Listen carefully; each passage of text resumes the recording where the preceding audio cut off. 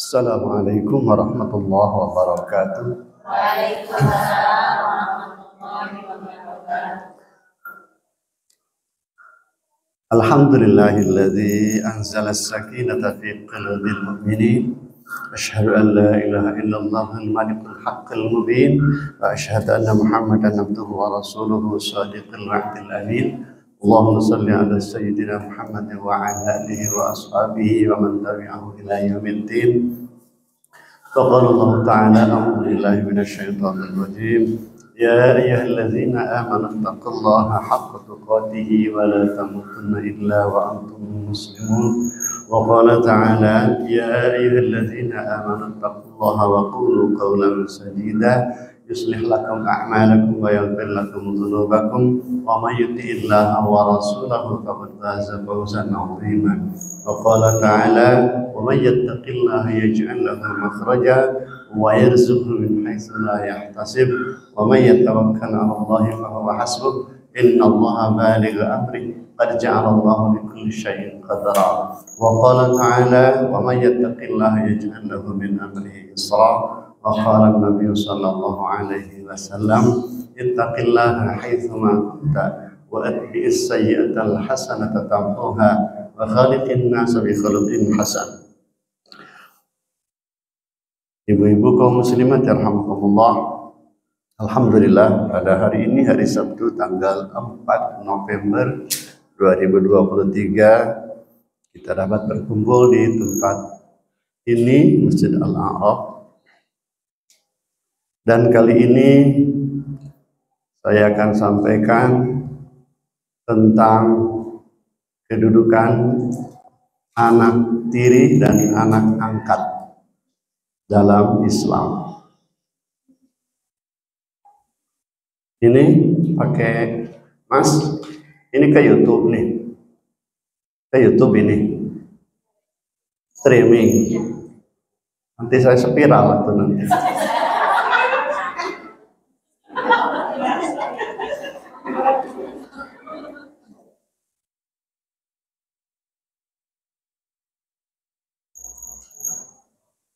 Jadi di dalam kehidupan manusia itu ada anak kandung, ada anak tiri, ada anak angkat, ada lagi anak naon anak nakal, anak apa lagi? Anak batur. Anak kandung adalah anak yang dikandung. Anak angkat adalah anak yang diangkat. Sesuai namanya kan. Kalau buah yang berambut disebutnya rambutan kan. Kalau buah yang berduri, durian gitu. Kalau anak kandung artinya anak yang dikandung. Anak angkat, anak yang diangkat. Anak tiri, apa anak tiri? Anak tiri itu anak bawaan dari pasangan kita. Kalau ibu misalnya mendapatkan seorang duda, nah itu anaknya itu anak tiri. Kalau bapak mendapatkan janda, anaknya itulah anak tiri. Ya, ini ada perbedaan antara anak kandung, anak tiri dengan anak angkat. Di dalam Al-Quran, untuk anak tiri, nih ya, anak tiri. Surat An-Nisa ayat 23. Tentang keharaman wanita-wanita yang dinikahi. Keharaman wanita-wanita yang dinikahi. Wanita-wanita yang diharam untuk dinikahi itu diantaranya adalah anak tiri kalau ibunya sudah digauli. Ya. Waroba ibukumul lati fi hujurikum min nisaikumul lati dakhaltum bihinna. Fa'ilam takunu dakhaltum bihinna fala junaha 'alaikum. Itu kalimatnya. Dari awalnya dulu, hurrimat 'alaikum ummahatukum wa banatukum wa akhawatukum wa ammatukum wa khalatukum wa banatul akhi wa banatul ukhti wa ummahatukum allati ardanakum wa akhawatukum min radha'ati wa ummahatun nisaikum wa raba'ibukum allati fi hujurikum min nisaikum allati dakhaltum bihinna fa in lam takunu dakhaltum bihinna fala junaha 'alaikum wa halailu abnaikum alladziina min asladikum wa an tajma'u bainal ukhtaini illa ma qad salaf innallaha kana ghafurur rahim. Nah, yang ke-11 itu adalah anak tiri.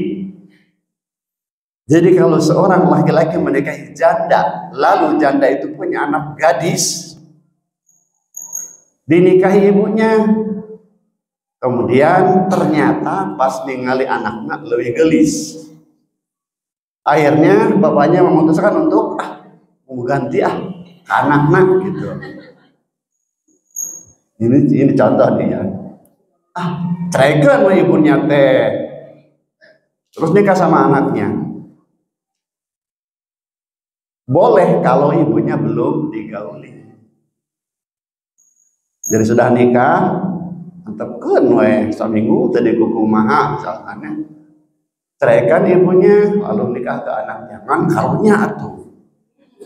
Nah, pasti ibunya sakit atuh. Sakitnya di mana? Di sini pasti. Pasti di sini. Ya Bu ya? Jadi kalau dinikahi ibunya lalu tidak digauli, memang boleh menikahi anaknya. Tetapi kalau sudah digauli menjadi mahram, tidak boleh dinikahi. Status anak tiri. Nah, itu dalam hal pernikahannya ya. Kemudian dalam hal pembagian warisnya, apakah dapat warisan dari ayah tirinya? Tidak. Tidak. Jadi anak tiri itu tidak termasuk ahli waris, ya. Kalau anak kandung mendapatkan waris, tapi anak tiri tidak mendapatkan. Jadi statusnya yang pertama tadi boleh dinikahi kecuali kalau ibunya sudah digauli, ya. Kemudian dalam hal warisnya tidak mendapatkan ahli waris, tidak mendapatkan warisan dari bapak tirinya. Nah, kalau ingin mendapatkan harta dari peninggalan ayah tiri, ada beberapa cara. Ya, yang pertama boleh memberi atau hibah. Ya. Misalnya seorang laki-laki punya anak tiri 1 orang, bawaan dari istrinya. Dia juga punya bawaan 1 orang anak laki-laki misalnya ya. Dan itu adalah ahli warisnya. Ahli warisnya. Maka ketika seorang laki-laki meninggal, harta warisnya itu jatuh ke anak laki-laki itu sebagai asobahnya ya. Anak tiri tidak dapat. Nah, caranya jika ingin memberikan harta kepada anak tiri, yang pertama dengan hibah. Ketika masih hidup, ayahnya itu memberi. Dengan catatan harus diketahui oleh anak kandung. Nah, si Neng itu kan anak tiri bapak, dia tidak termasuk ahli waris. Kamulah ahli waris bapak. Bagaimana kalau bapak kasih saja dia 1 petak sawah misalnya, 1 petak sawah yang ada di sana, bayar Cicalengka, minta izin dulu, bilang dulu ke ahli waris. Kalau diizinkan ya enggak. Dengan catatan hibah itu tidak boleh lebih dari 1/3 dari peninggalan. Ulah setengahnya, tapi maksimal 1/3, 1/4 atau 1/5 atau 1/6 gitu ya. Dan, tapi kalau misalnya itu yang pertama ya. Tapi ketika hidup tidak pernah misalnya berhibah anak ini, jalan keduanya sebelum meninggal. Ayah ini kalau sempat berwasiat kepada anak kandung. Nah, kamu adalah ahli waris bapak satu-satunya. Kalau bapak meninggal nanti, gitu kan? Kalau wasiatnya, kalau bapak meninggal nanti, tolong berikan sepetak sawah yang di Cicalengka kepada si Neng anak tiri bapak. Itu wasiat. Dengan catatan saya tadi, juga tidak lebih dari 1/3, 1/4 atau 1/5 atau 1/6 gitu ya. Nah, kalau sudah dalam bentuk wasiat, maka menjadi wajib untuk dilaksanakan oleh anak kandung. karena sesuai dengan syariat, kecuali kalau wasiatnya bertentangan dengan syariat. Nah, berikan itu kalau meninggal, Bapak berikan harta itu setengahnya. Itu tidak perlu dilaksanakan, tapi dilaksanakannya sepertiga. Apalagi kalau wasiatnya yang buruk, yang salah. Nah, kalau Bapak meninggal nanti cabok si itu. Itu wasiat yang untuk keburukan, temenang dilaksanakan. Atau dikumpulkan anak-anak KB. Anak-anakku semua kumpul ke sini, coba ya, Bapak sekarang sudah merasa repot sekali ini. Kalau Bapak meninggal nanti, tanah yang di pinggir jalan Cileunyi tolong jangan dijual. Non Bapak no batur. Ya, kata ini batur. Ya Allah dijual batur. Nah itu ya. Jadi wasiat itu tidak boleh yang buruk, yang bertentangan syariat. Jadi kalau wasiat untuk memberikan harta lebih dari sepertiga, ya laksanakan. Jadi laksanakannya sepertiga. Jadi satu caranya tadi kalau untuk mendapatkan harta dengan berhibah ketika masih hidup. Yang kedua menjelang kematiannya berwasiat, dengan catatan tadi ya, hibah dan wasiat itu jangan lebih dari sepertiga harta. Yang ketiga atas kebaikan ahli waris. Misalnya punya satu anak tadi, ini anak laki-laki ini tidak berhibah, tidak berwasiat menjelang kematiannya, meninggal si bapak ini teh, warisannya jatuh ke anaknya, anak laki-laki semua, karena dia soleh. Maka kalau anak laki-laki ini anak yang soleh, dia akan memberi. Karena engkau bukan anak kandung bapakku, maka engkau tidak mendapatkan warisan, maka saya akan memberi dengan keikhlasan saya.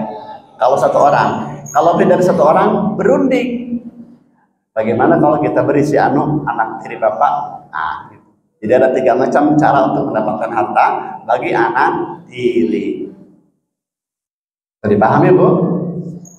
Ya, itu anak tiri ya. Jadi bukan anak. Jadi anak tiri itu bukan ahli waris, tapi bisa mendapatkan harta dengan 3 cara. Dengan hibah, dengan wasiat, dengan kebaikan ahli waris. Tapi saya harus minum dulu Bu. Saya hari Sabtu Ahad itu harusnya libur, orang-orang mah libur, kalau saya nggak libur. Malah jam segini baru bisa pulang. Itu pun baru ngebut ke Paparetos. Bismillah. Alhamdulillah.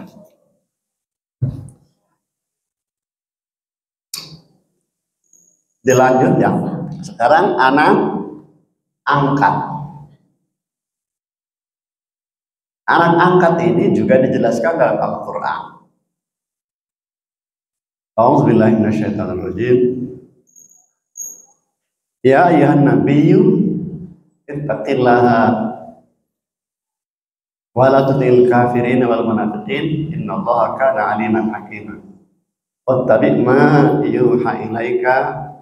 Kemudian ayat selanjutnya, ma ja'alallahu li rajulin min qalbayni fi jawfihi wa ma ja'ala azwajakum allati tudhahiruna minhunna ummahatikum wa ma ja'ala ad'iyaakum abna'akum. Ayat yang keempatnya ya, ayat keempatnya surat Al-Ahzab. Allah tidak menjadikan 2 hati dalam satu orang, dalam satu tenggorokan, dalam apa disebutnya, tidak menjadikan ada 2 hati, tapi hanya ada 1 hati, 1 orang 1 hati. Dan Allah tidak menjadikan istri yang kau zihar, yang kau persamakan dengan ibumu itu sebagai ibumu, tapi tetap istrimu. Jadi ketika di Arab itu ada kebiasaan ibu, ketika melihat istri suka disamakan dengan ibu, itu dosa itu. Tidak boleh mempersamakan istri dengan ibu. Bentuk fisiknya misalnya, kamu rambutmu mirip ibuku, tidak boleh itu. Orang laki-laki tidak boleh, dosa itu. Punggungmu mirip ibuku, karena ibu itu harus dihormati dan dimuliakan dan tidak boleh dinikahi. yang pertama kali yang tidak boleh dinikahi adalah ibu. Maka tidak boleh disamakan antara istri dengan ibu. Nah, Allah menjelaskan, Allah tidak menjadikan istri-istrimu itu yang kamu zahir itu sebagai ibumu. Pasti beda. Jadi kalau laki-laki yang paham aturan Islam, jangan mempersamakan istri dengan ibunya. Sebab nanti di dalam surat Al-Mujadalah itu dijelaskan, kifaratnya harus puasa 2 bulan berturut-turut. Kalau menzihar istri dengan ibu gitu ya, berarti tadi saya 2 bulan berturut-turut. Kalau seorang suami mempersamakan istrinya dengan ibunya, karena ibu itu harus diagungkan, ibu itu harus dihormati gitu. Gitu. Jadi kifaratnya berat. Pertama harus memerdekakan 1 orang hamba sahaya. Kalau tidak punya, harus dengan puasa 2 bulan berturut-turut. Kalau sudah 29 hari batal, balik deh. Namanya juga mutatabi'aini. Kemudian kalau tidak mampu begitu, harus memberi makan ke fakir miskin 60 fakir miskin. Kan berat tuh ya. Jadi jangan sembarangan ya. Dalam pernikahan Islam tidak boleh mempersamakan istri dengan ibu. Kemudian ayat selanjutnya, Allah tidak menjadikan anak angkatmu sebagai anak kandung. Wa ma ja'ala ad'iyakum abna'akum. Itu kalimatnya dalam surat Al-Ahzab. Allah tidak menjadikan anak angkat kalian sebagai anak kandung. Jadi beda anak angkat dengan anak kandung, tidak sama. Dan jangan memperlakukan anak kandung seperti anak angkat atau sebaliknya. Gitu. Ud'uhum li abaihim wa aqsatu indallah. Ayat selanjutnya, panggillah mereka dengan menggunakan bapak-bapak mereka. Jangan menggunakan bin yang angkat ayah angkatnya, tidak boleh. Ini langsung dicontohkan oleh Kanjeng Nabi. Ketika itu Kanjeng Nabi pernah mengangkat seorang laki-laki namanya Zaid. Lalu ada yang menyebutkan, karena sudah lama dirawat oleh Kanjeng Nabi, disebutkan Zaid bin Muhammad. Maka Allah menegur, bukan Zaid bin Muhammad, tapi ud'uhum li abaihi, panggillah dengan nama bapak aslinya. Siapa nama aslinya? Harisah. Ya. Maka dipanggillah sejak saat itu Zaid bin Harisah. Walaupun dirawat oleh Kanjeng Nabi, tetap binnya harus bapak asli. Ada kayak kene, ada tos pupus. Itu dalam Islam. Pertama, tidak boleh menggunakan bapak selain bapak kandungnya, walaupun dirawatnya masih sejak bayi. Gitu. Ini ada kasus ibu, mungkin ibu juga pernah menemukan mungkin ya. Dari kecil dirawat, langsung dibuat binnya itu yang merawatnya. Ada pernah kasus begitu nggak bu? Mengangkat anak lalu langsung dianggap sebagai anak kandung di KTP dan keluarganya atau keluarganya. Ada nggak? Itu bertentangan dengan aturan Islam. Tetap namanya harus nama bapak aslinya dan harus dijelaskan kepada anak itu. Tidak boleh dirahasiakan, tidak boleh berbohong, tidak boleh. Sekarang bukan hanya 1 2, mungkin banyak kasus seseorang yang tidak punya anak mengangkat anak, lalu diambil ke keluarganya, dimasukkan ke dalam kartu keluarganya langsung sebagai anak kandung. Dan itu tidak boleh. Ud'uhum li abaihim wa aqsatu indallah. Panggillah mereka dengan nama bapak-bapak mereka, itulah yang paling lurus, yang paling adil menurut Allah. Ayat selanjutnya, fa'ilam ta'lamu aba'ahum fa ikhwanukum fid dini wa mawalikum. Tetapi kalau kalian tidak mengetahui nama ayahnya, maka tidak usah dibilang binnya, anggap saja itu sebagai saudara seagama atau sebagai hamba sahaya. Gitu. Misalnya, sepasang suami istri sudah 10 tahun belum memiliki anak. Ya udah berunding, nah, kita belum dikasih anak, bagaimana kalau kita mengangkat anak saja? Yuk atuh. Kan mengangkat anak itu Ada yang langsung dari rumah sakit ibu ya, atau di bidan, tahu orang tuanya ada, tapi tidak mampu. Ada juga yang begitu. Maka diberikanlah salah satu putranya itu kepada yang belum punya. Tahu ayah ibunya kan? Nah itu langsung dibuat binnya itu yang bapak asli. Dan ketika dirawat sebagai anak angkat, dia tetap harus diberitahu kedudukan aslinya. Sebab kalau tidak, dia akan terus hidup dalam kebohongan. Dia berpura-pura sebagai anak kandung, padahal bukan anak kandung. Dan ini banyak terjadi ibu ya. Harus dijelaskan. Yang kedua, mungkin mengambilnya dari depan rumah orang, tiba-tiba di depan rumah ada. Kita tidak tahu ayah ibunya kan? Tidak usah pakai nama ayah dan ibunya. Sudah saja si Anu bin Pulan aja, bin Anu maksudnya ya. Kalau bahasa Arabnya Pulan, bukan nama orang, Pulan deh. Pulan itu maksudnya si Anu begitu kurang bin Pulan. Nah kalau tidak tahu ayah ibunya maka bin Pulan. Kalau misalnya ada juga mungkin kemungkinannya kita tahu anak ini anak di luar nikah, bisa juga begitu. Lahir dari seorang perempuan tapi tidak diketahui ayahnya. Siapa yang menghamili ibunya? Itu juga sama, bin Pulan saja. Atau tidak usah dibilang bin, karena di dalam akta kelahiran akan disebutkan anak dari seorang perempuan. Proses gitu. Tidak pakai seorang laki-laki. Gitu ya.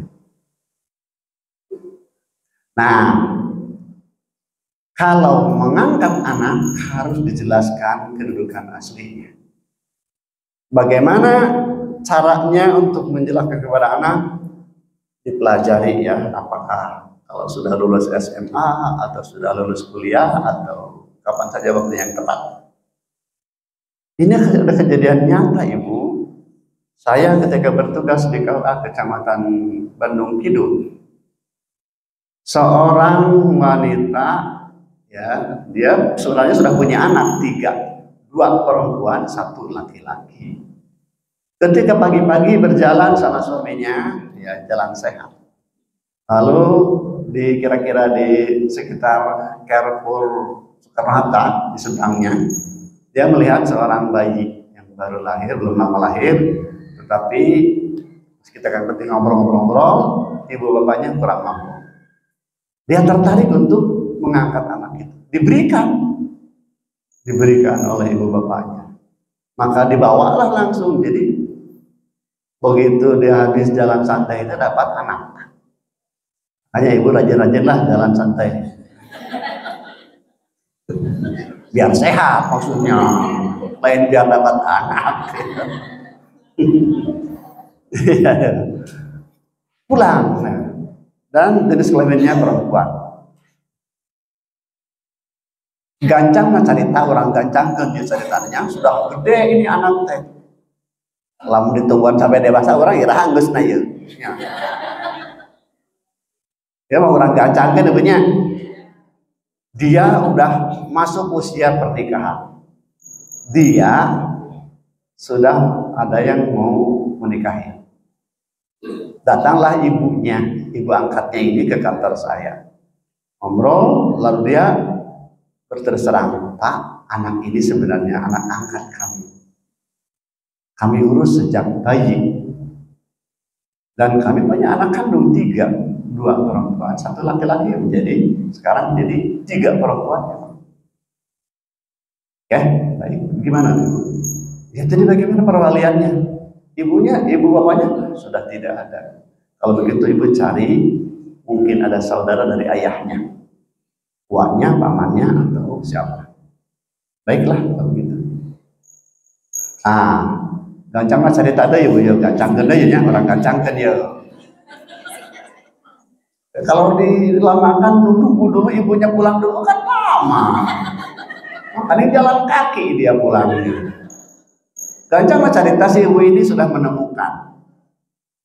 Dia datang ke tempat yang dia dulu ngambil bayi itu, Lanjut tanya, ternyata betul ada pamannya, masih ada paman, adik dari ayah. Terus dia datang lagi ke saya, lapor lagi, punten anu. Oh ya kalau gitu kita datangin aja ke pamannya itu. Tetapi kalau ibu masih merahasiakan ke anak ini belum tahu anak angkat kan? Dia belum diberitahu anak angkat. Terus kita datangi pamannya, kalau bisa dia mewakilkan untuk ijab kabulnya, membuat surat kuasa. Pada siapa ya? Ke ayah yang angkatnya ini, biar tidak ketahuan sama anaknya, maksudnya gitu ya. Ternyata si pamannya ini nggak mau. Saya mau datang. Saya udah puluhan tahun pengen ketemu. Dia sampai terharu gitu ya, mendengar anaknya sekarang sudah besar mau nikah. Sudah jelas dia ingin sekali untuk menjadi wali. Aduh, saya jadi kebingungan waktu itu. Mau datang pasti dia nanya, ini siapa yang menikahkan saya? Kan belum kenal dia. Kalau begitu ibu, sekarang ibu harus terus terang ke anak ibu. Sebab pamannya tetap kekeh mau menikahkan, jadi walinya. Dan memang dia yang berhak jadi wali. Baiklah kalau gitu Pak, saya mau berusaha. Pulanglah. Gancang mah cerita deui ya. Gancang ke orang gancang ke dia. Ayo jam 5 lebih ya. Ya, si ibu itu akhirnya datang lagi ke kantor saya. Pak, saya sudah bilang ke anak saya. Semalaman sebelum saya tidur, dia saya ajak ngobrol terus terang. Dia kaget luar biasa. Akhirnya kami berdua nangis sampai pagi. Terus nangis sampai caradidul. Caradidul itu bahasa Indonesianya apa sih? Apa? Bengkak-bengkak ya? Matanya bengkak-bengkak. Kita ini Sunda bagus ya kalimatnya ya. Caradidul. Lain channel. Bagus. Ya, bahasa Sunda itu. Satu semalaman berdua nangis. Tetapi saya memberi semangat. Kamu seperti anak kandung mama. Dan di foto itu kan dia berfoto berempat anaknya itu. Saya ngeliat memang satu itu beda rupanya dari anak-anak kandungnya, beda. Tapi dia tidak merasa. Setelah begitu langsung kasih tahu terus terang, akhirnya udah terbuka semuanya. Tetapi ada bagusnya, dengan demikian terbuka semua. Maka saat pernikahan itu datang, maka datanglah pamannya, adik ayahnya itu, dan mereka bertemu, dan memang itu hak. Itu mungkin salah satu akibat karena terlambat memberitahunya. Baru mau menikah baru dikasih tahu ya. Harusnya pilih waktu yang ya jangan terlalu dekat ke pernikahan lah ya. Ya, itu kan mendadak menjelang pernikahan baru diberitahu. Harusnya sejak awal diarahkan bahwa anak ini tahu dia bukan anak kandung. Bagaimana caranya? Termasuk saudara istri saya juga sekarang dia punya anak angkat dan perempuan lagi. Tetapi dia sudah agak curiga. Ke bapaknya suka ngomong ke bapak angkatnya, Pak, kata si aku teh anak tiri, gitu. Anak angkat gitu. Didenget teh atuh gitu bilang. Bilangnya teh bilang, udah jangan didengar lah. Saya bilang satu saat tetap harus diberitahu. Tidak boleh ada kebohongan. Semua terbuka. Ini kaitannya dengan perwalian dan waris. Ya. Sebab anak angkat kayak tadi, anak angkat itu seperti anak tiri. Dia bukan ahli waris. Tapi dia juga bukan tidak berhak untuk diwalikan, gitu ya. Jadi cara mendapatkan hartanya seperti tadi, seperti anak tiri, ya. Anak angkat itu boleh mendapatkan harta pertama dengan hibah kalau ayah angkatnya masih hidup, dengan catatan tidak lebih dari 1/3. Yang kedua juga seperti tadi, wasiat. Wasiat, Pak, nah kalau bapak sudah meninggal nanti tolong si Anu beri sekian. Nah, jadi sebelum dibagikan warisan, wasiat dulu diberikan. Dan hutang-hutang ayahnya gitu ya. Nah, yang ketiganya kayak tadi, kebaikan dari ahli waris. Itu jadi anak tiri dengan anak angkat harus jelas. Dan tidak boleh disembunyikan, ya. Bahwa Al-Quran sudah jelas menjelaskan anak tiri begini, anak angkat begini, anak kandung begini. Kemudian kalau misalnya ada nih anak sekarang anak yang keempat, anak di luar nikah. Anak kandung secara biologis itu ya, tapi dia dihasilkan sebelum ijab qabul. Ya. Anak kandung mah anak yang di dalam pernikahan. Kalau anak di luar nikah mah, ya anak di luar nikah namanya. Ya. Anak apa namanya? Anak haram ya.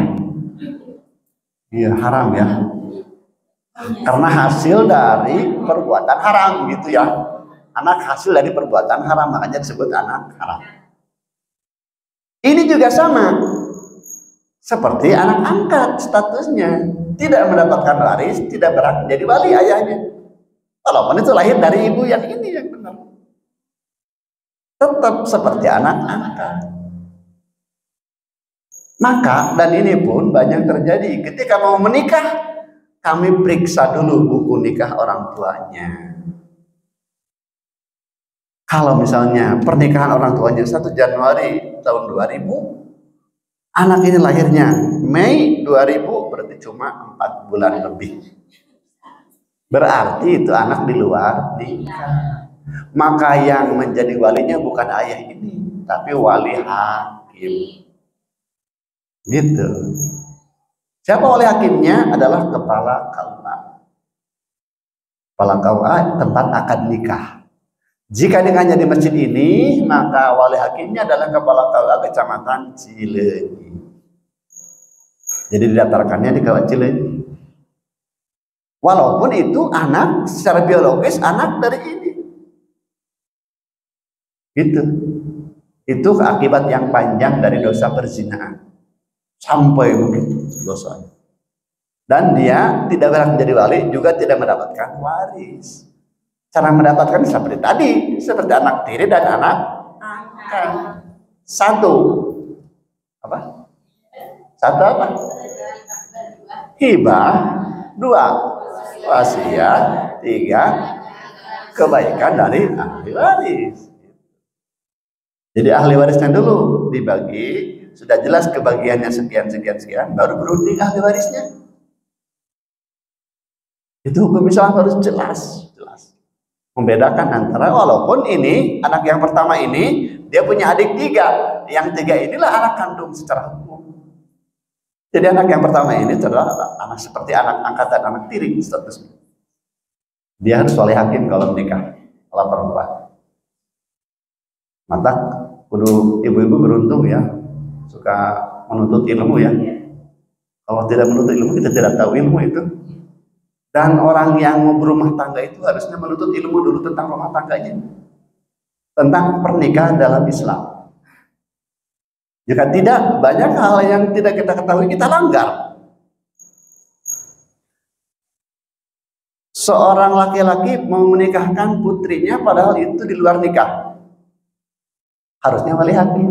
Dia tetap menikahkannya oleh, sama dengan membiarkan anaknya terus dalam keadaan berzina. Jadi dosanya panjang kan? Itu karunya kabudak atuh.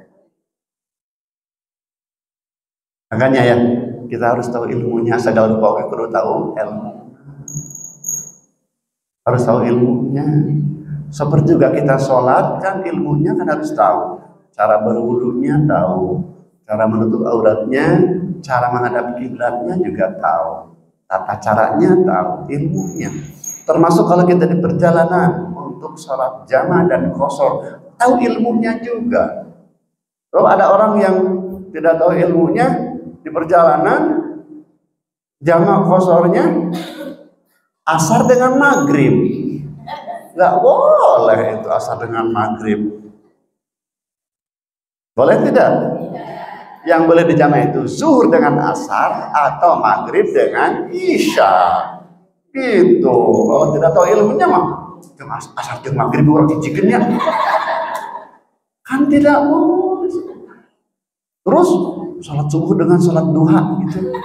Tidak boleh karena tidak tahu ilmunya, jangan sembarangan. Makanya harus banyak menuntut ilmu. Dan perjalanan kita dari rumah ke tempat mencari ilmu itu menaikkan derajat, menambah pahala, menggugurkan dosa. Dari rumah ke sini, bahkan ibu mendengarkan, menyimak apa yang disampaikan oleh pengajar, itu pahalanya sangat besar. Wa nazruka ila wajhil alim khairul laka min alfi farshin tasaddaqta biha fi sabilillah. Engkau memperhatikan guru yang sedang memberikan ilmu, itu pahalanya lebih baik daripada engkau memberikan 1000 ekor kuda untuk berjihad di jalan Allah. 1 ekor kuda itu bisa 1 miliar, ibu. Sekarang ibu sama dengan memberikan 1000 ekor kuda. 1000 miliar itu berapa? 1 triliun. Mana bisa kita sedekah 1 triliun? Paling 2000. Ya Bu ya? Ya, ngaku sajalah. Ngaku lah 2000. Gas kucel deh 2000. Tapi kalau kita memperhatikan ilmu yang disampaikan oleh guru, pahalanya sangat besar. Seperti memberikan 1000 ekor kuda untuk berjihad di jalan Allah. Masya Allah, besar sekali. Makanya sesibuk apapun cobalah datang ke tempat mencari ilmu. Kan baik terlambat, oke, sehingga saya tadi terlambat, nggak apa-apa lah. Terlambat 5 menit, apa-apa. Jadi memperhatikan guru yang sedang berilmu. Engkau datang ke tempat mencari ilmu, tidak menulis, tidak memegang pena, cuman melihat dan begini, itu sudah pahalanya sudah seperti memerdekakan 1000 hamba saya. Itu kan besar sekali pahalanya. Jadi jangan menganggap enteng, datang ke pengajian. Kalau semuanya datang ke sini, kayaknya ini nggak cukup ya, malah ketampung juga. Tapi mungkin mereka belum tahu ya, belum tahu. Kalau ibu sudah tahu pasti lebih semangat. Bantu ongkosan tadinya nyentuhnya. Jalan aja, dan jalan kaki itu kan sehat. Harusnya ibu keliling-keliling dulu, baru ke sini gitu. Pertama pahalanya banyak, yang keduanya lebih sehat. Langkahnya kan dihitung nanti kan. Ke geria dulu, ke sana gitu. Ke sini sambil bawa buah-buahan, biar Pak Ustadz, kan bagus. Ini usul. Ini emang usul saya. Jalan-jalan dulu ke geria, coba ibu. Iya, kan sehat. Dihitung langkahnya sudah puluhan ribu langkah itu. Terus dari sana ibu bawa buah-buahan ke Ustaz. Makin banyak lagi pahalanya. Percaya tidak? Coba dijalankan. Kadang-kadang ibu kurang percaya ya. Sedekah kepada anak-anak yang sedang pesantren itu besar pahalanya. Dia mencari ilmu. Kalau ibu menemukan soalnya tetangga anaknya mau berangkat ke pesantren, temuin dulu. Berapa aja? 10.000, 20.000, 50.000, 100.000. Pahalanya besar untuk berjuang di jalan Allah dia. Ngomong Kak Ustaz. Iya kan? Kamu ridwai ke segitu gede pahala. Kamu namun kasih arah apa? Wah, 1.000 Kak Ustaz, kamunya 1.000 Kak Ustaz. Masya Allah. $1.000 nggak boleh Kak Ustaz, boleh. 1.000 perak mana?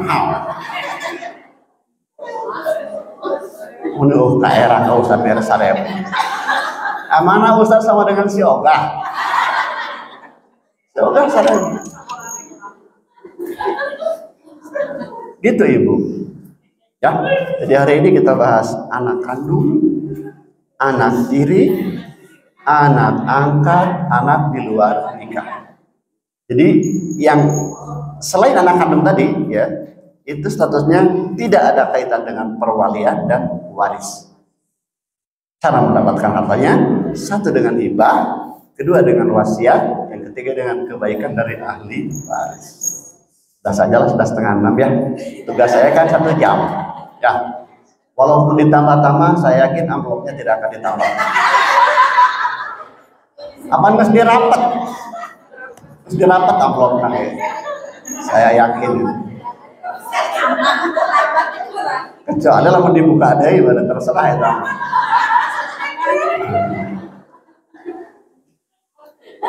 Ya ibu ya, bisa dipahami ya. Jadi siapapun ibu yang mengangkat anak atau punya anak tiri atau ada anak di luar nikah harus dipelajari ilmunya. Tidak sama dengan anak kandung ya. Kita akhiri saja. Nanti kita berdoa kepada Allah. Yang pertama kita mohon ampun ya karena kita sangat banyak berdosa kepada Allah.